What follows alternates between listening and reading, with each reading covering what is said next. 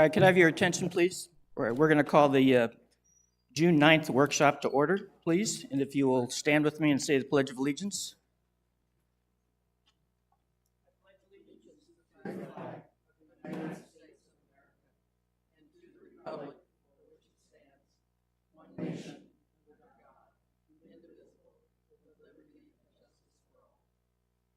Thank you. All right, we do have one director missing. Director Heddick is missing, excused absence, but we do have a quorum, so the meeting will go on. The first order of business is the approval of the May 12th workshop minutes. Are there any changes or corrections? No? Seeing none, they will stand as written. All right, moving right into new business. Space Utilization Requirements Working Group Update. Director Larry? Okay, thank you. The Space Utilization Requirements Working Group has been meeting since the end of April. We've been meeting weekly. The group has talked to the general manager, the director, the general services officer, club liaison officers, and the help desk, IT help desk person. And we've also part of the working group is also the recreation manager. So we've got all of the business people who are involved and technical people. The group has been working and building upon the work that was done by the Club Track subcommittee that gave its report a couple of months ago.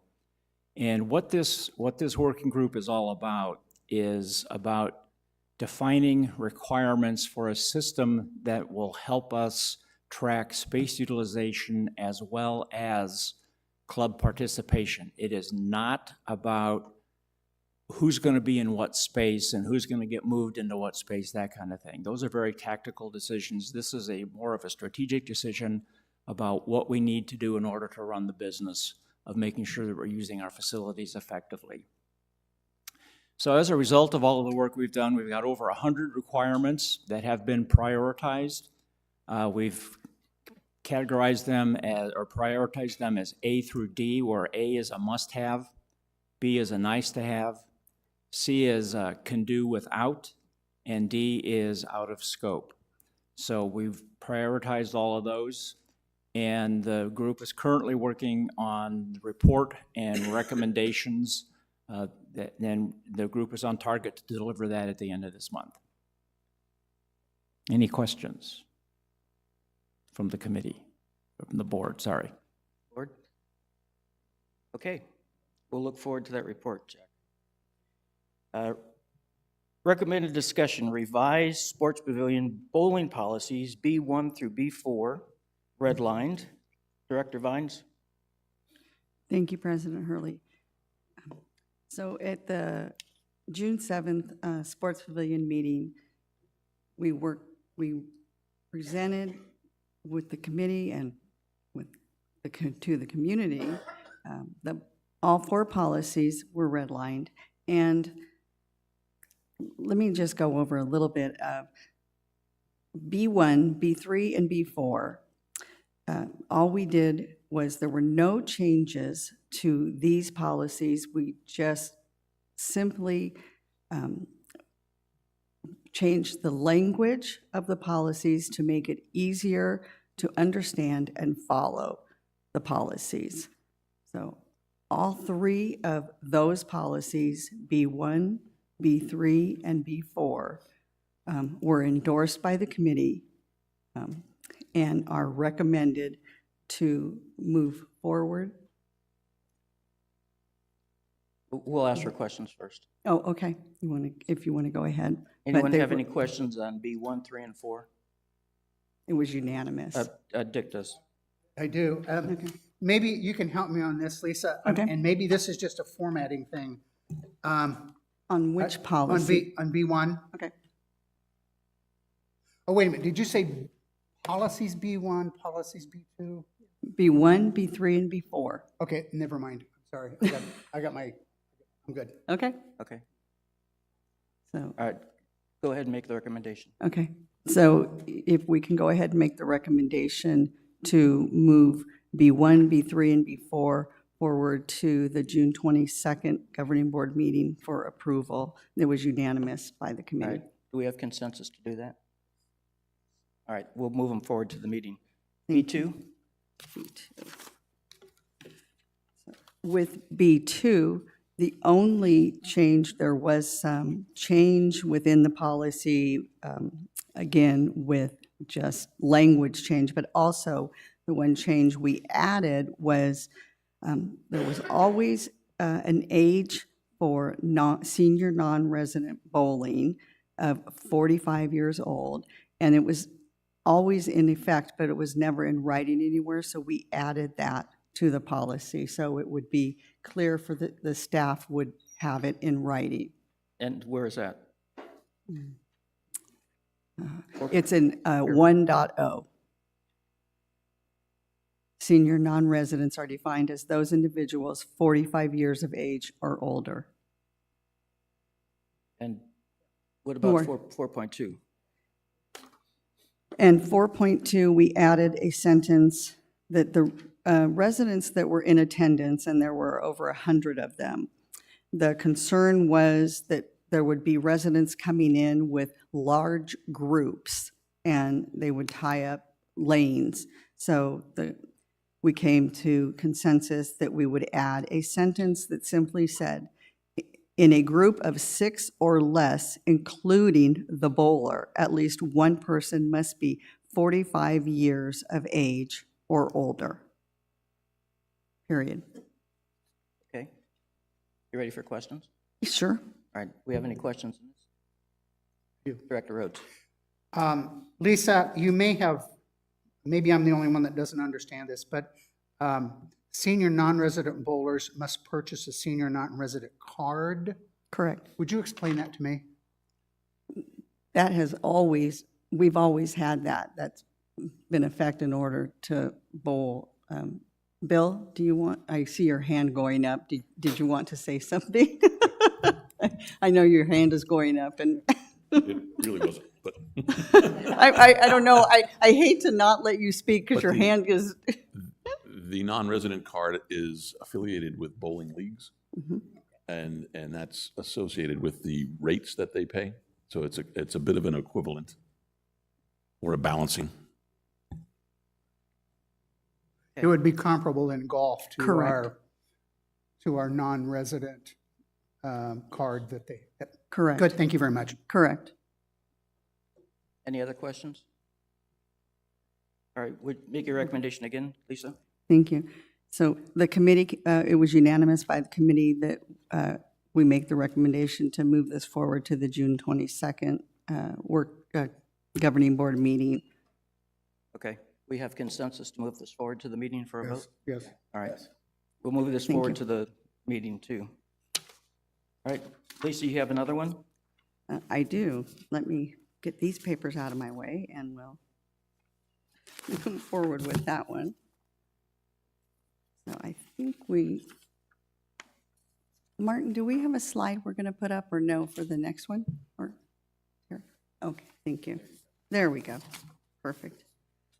So the next one is for Lizard Acres. We had a subcommittee or working group, now we've changed the name to, and the working group was tasked with looking at Lizard Acres and deciding whether or not it was feasible to do an enlargement at Lizard Acres, or if we could do just a revamp at Lizard Acres. And it was working with Carl Wilhelm and Joe Hoyer and Jim Nesbitt and Greg Moran were on the working group.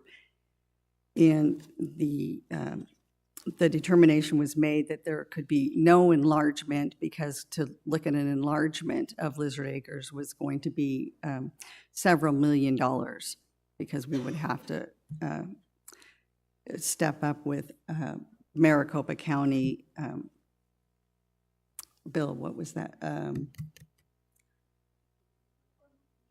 Additional bathrooms. Thank you, Tim. I had forgotten what that requirement was. So we decided to just go with There were so many issues with doors, the door being left open, people going out. We were blocking the entrance. We had ADA issues.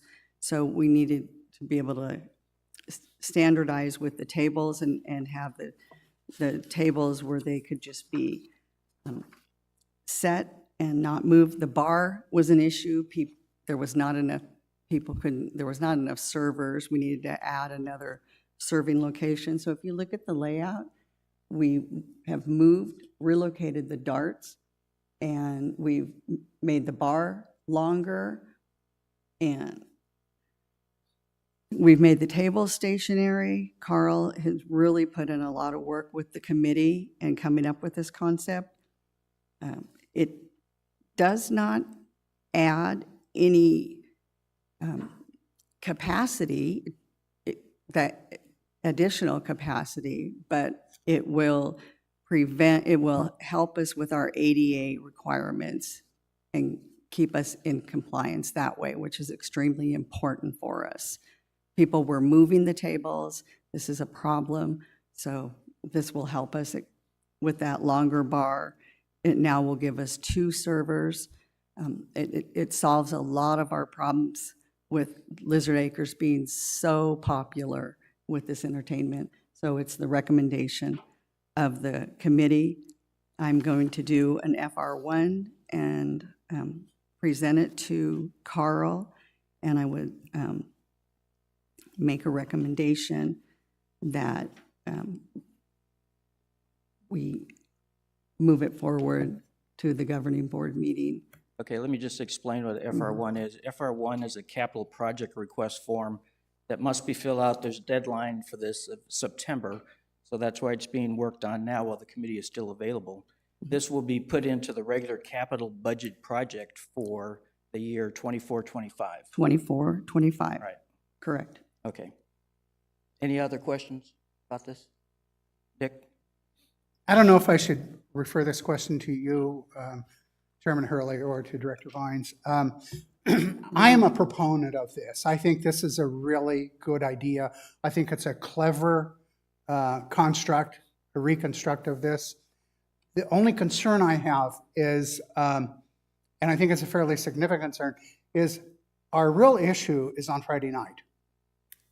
Because the other nights we seem to be able to cope with the demand.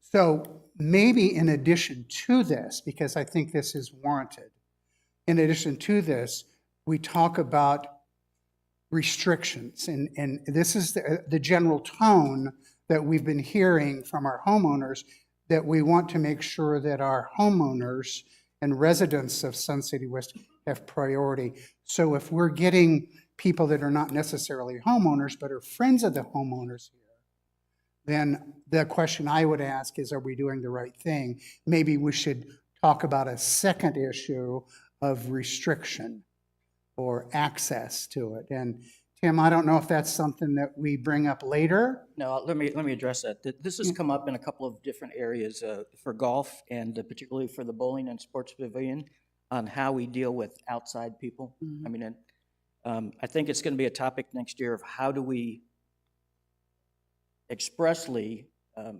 prioritize our venues for members and either raise the fees for outside players coming in, both in golf and bowling, or that. So that will be discussions for next year. Correct. I'm good with that. All right. Thank you. Any other questions? We'll take questions at the end of the session, please. Ann?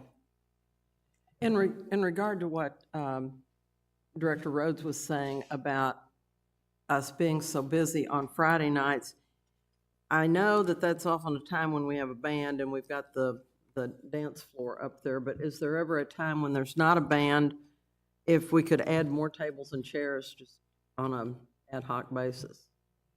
No, we won't be adding any more tables and chairs with this layout. They couldn't be just put up temporarily? I don't believe so, according to Carl Wilhelm, Okay. facilities manager. Correct. All right, thank you. Just to comply with the ADA requirements. Right. Okay, Lisa, will you make your recommendation again, please? So it it's the committee's recommendation that we move this forward to the governing board meeting on June 22nd to be considered for the 2024 budget. 2024, 2025 budget. All right, we have consensus, second. move this forward to the regular meeting for a vote? Okay, we'll move this forward to the regular meeting. All right, moving on to 3.04. We have certain policies that need to be revised based on some work that the legislature did late last year that put into place some regulations for homeowner meetings and homeowner elections and that sort of thing. We had a policy, L4, which dealt with political activity on our campuses. And in order to clarify what is a civic political activity, which is state, government, federal, that sort of thing, and association-specific political activities, we split from L4, we generated another policy, L13, which deals specifically with association-specific political activity. And the wording from this was taken from the statute. There were certain things that we had to put into place for our policy, and the red line versions that you've seen before for L4 and L13 are the product of those results. Okay? We have any questions? Okay. We have consensus to move L13 and L4 to the governing board meeting for a vote? All right, we'll move that forward. All right. There's one other one. There is CO5. Okay, this is not a policy, but it's a standing rule, which in level of priority falls below policies.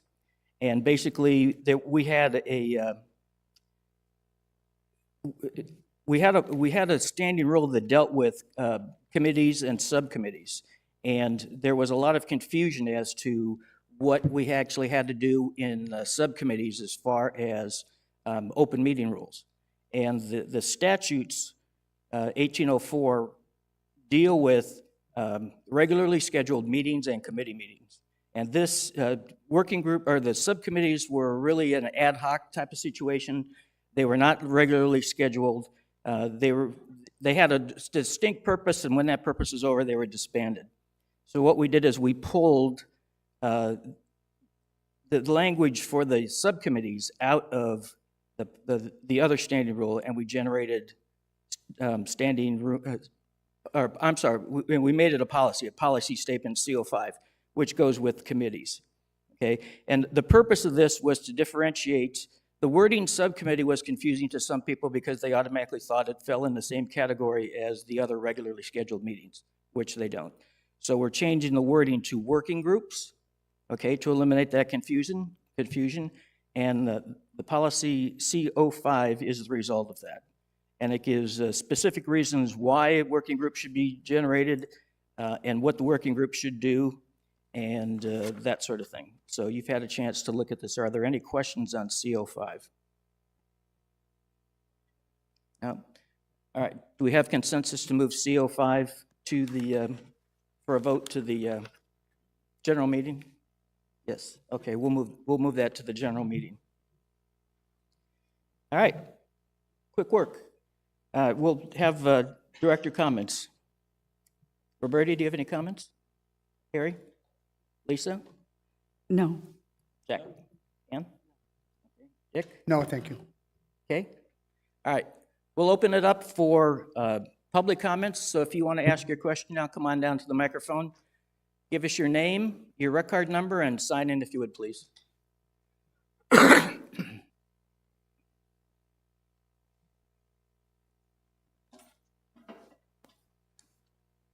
Tom Jones, 110390.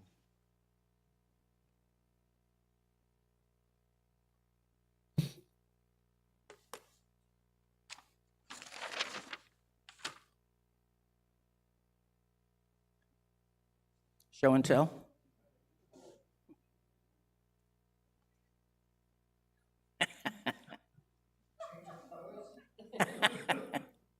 For those of you that were expecting me to sell you raffle tickets, this is a challenge.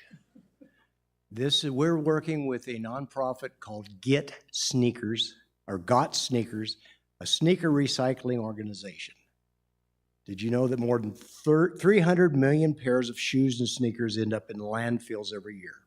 New shoes produce approximately 30 pounds of CO2, carbon dioxide, during manufacturing, and circular business models would enable the fashion industry to cut 315 billion pounds of greenhouse gas emissions in 2030.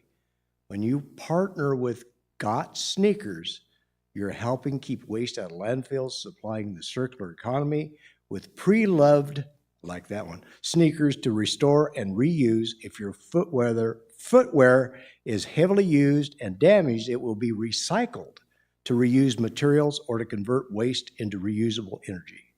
We're donating sneakers to the Heart, H-A-R-T, Pantry. You can go to heartpantry.org to find out more information on the organization. The Tennis Club and ARC, Auto Restoration Club, are partnering with this. There is a collection tote in the ARC building. And if you have tennis, you don't have to be a member of ARC to stop by. It's kind of like the flags when you recycle the flags or take them for disposal. These are either gently used or very well used sneakers. I know we got pickleball players. We've got golfers. There's a lot of people out there with sneakers, and if we can recycle and reuse them, the food pantry collects and they get $1 per sneaker pair, I guess. It's helping at-risk teens. Pantry provides weekend food bags to teens who do not have enough food when they are not in school. But the Heart Pantry is so much more. It is a community outreach program which began in 2011 with a mission of the First Presbyterian Church of Peoria. Now the Heart Pantry maintains its faith-based connections and partners with many other nonprofits, and ARC is a nonprofit, in the West Valley. The Heart Pantry also enjoys support of individual community members and corporate partners. Thank you for letting me let you know about this. And if you have sneakers to donate, thank you if you do that. Tom, this is part of the charitable work that ARC does? Absolutely. Well, I'm personally trying to get my wife to donate about 30 of her sneakers. Oh, good for you. It won't even won't make a dent in the closet.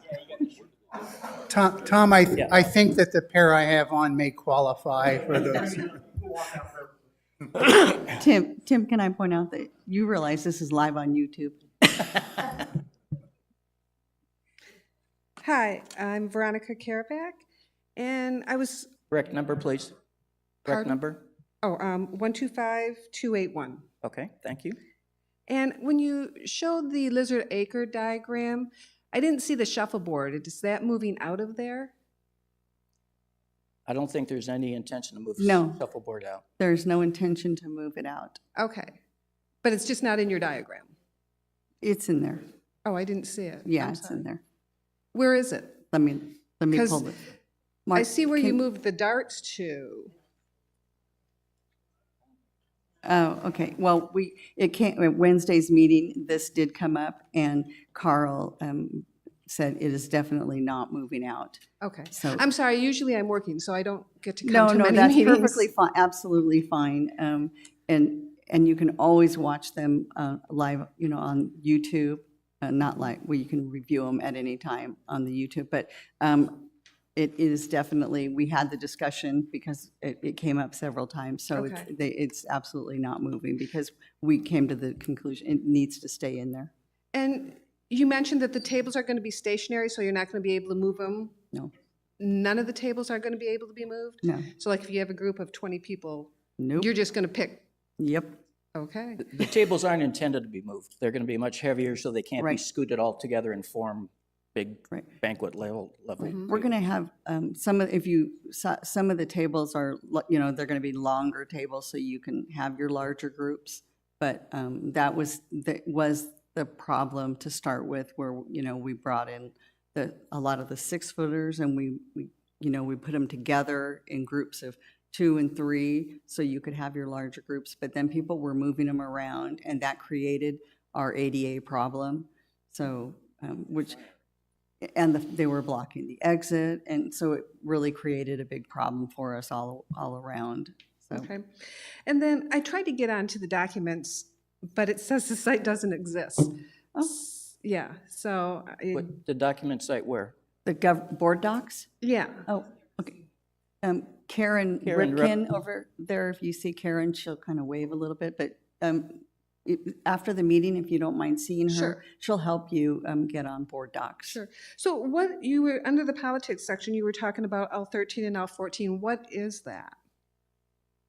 Tim? There were policies that dealt with political activity on our campuses.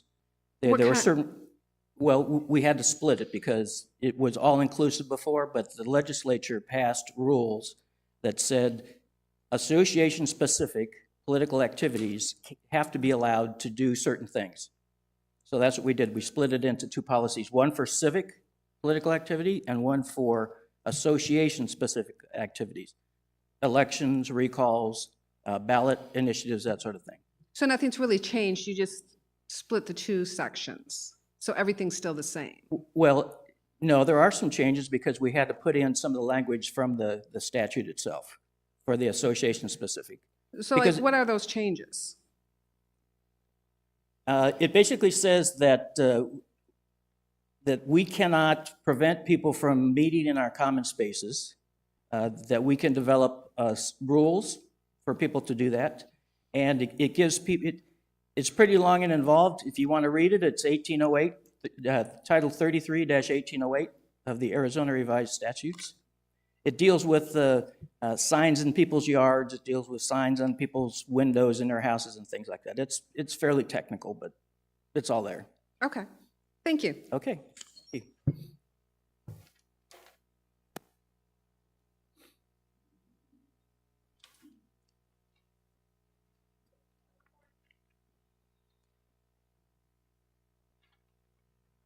Gwen Rhodes, 125791.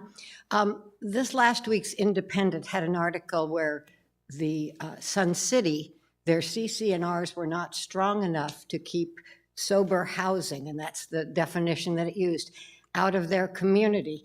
I think our bylaws, our policies, our CC&Rs says you cannot have any business in a personal residence. Sun Cities didn't say that. It said you can't, neighbors can't smell it, see it, et cetera, but it didn't say they couldn't have it. So it talked about the city of the city of Surprise and the community of Sun City, and it's on, I want to say, page 4 of this past week's Independent, and how there are businesses out there that are helping individuals find communities that don't have strong policies, and so they allow these houses for in personal residences. The one in Sun City was in a Gemini house, so half of it was owned by an individual, the other half is operated, and it houses people who are trying to recover from drug abuse. So I just want to know, I don't know what our policy says, and if we don't have strong enough CC&Rs, perhaps next September, our board can work on creating a CC&Rs that say, because I know Riley does a lot of work with activity that happens in our community that's not legal. These are legal, according to the state of Arizona. So that's a concern I have of businesses operating in homes. Okay, to explain, CC&Rs have 3 different levels. Okay, there's a level that runs with your property. It's on your deed. It's part of your deed. Those are covenants and restrictions for your property. I kind of remember you talking Okay. about that this year. Right, and then there, if you belong to a HOA, where there's the connected homes would be in an HOA, Right. that's another level. They have their own CC&Rs. Right. Okay, the transition area, which is above Deer Valley Road, Yes. has a blanket set of CC&Rs. Okay, getting CC&Rs changed is very difficult I because know. it takes a majority of everybody that's in that set of CC&Rs to vote on it and pass it. That was the complaint of this homeowner in Sun City. She is in a Gemini home, she is in an HOA, and the HOA could do nothing. The restrictions of Sun City don't include, they reference the businesses can't create a problem for people around them, but it doesn't say they can't have businesses in their homes. So I just think that's something that may be coming to us in the future. Surprise is seeing it, and Sun City is seeing it. So houses that work with, and I fully appreciate and understand there needs to be a place for people that have either alcohol abuse or drug abuse. I just don't want my next door neighbor to have 9, and this particular Gemini house has 9 residents in a Gemini house. That's a 2-bedroom home in Sun City. So anyway, I just didn't know if this is something our board can address, or if we don't even have to address it because it's already been addressed by how our policies are. Thank you. Most of our CCNRs say that our residence will be a single-family home, Right. okay? We do have situations where there are people that sublet rooms and things like that that we're trying to address. Right. But this is on our mind. Okay, Thanks. thank you.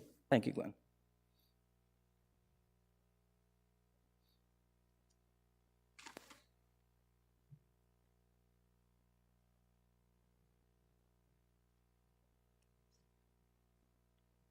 Jolene Piaskowski, 132268. Just a couple questions.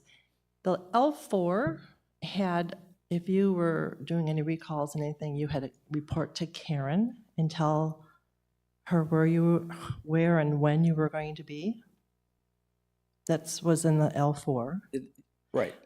I don't see that in L13. Is that a policy that we're not going to have anymore? I'm not sure. We I'm took asking. language out of the statute. Okay. Then we can have rules and regulations that people have to follow if they're going to do that sort of thing. Right, but what the statute really did was really not I'm just necessarily. asking if we have to report to Karen. That's all. I'm sorry? I'm just asking if we have to report to Karen. Yes. And is that in the statute then? Because it's not in L3. It's not in L13. Am I correct, guys? It was in L4, and you guys redlined that out.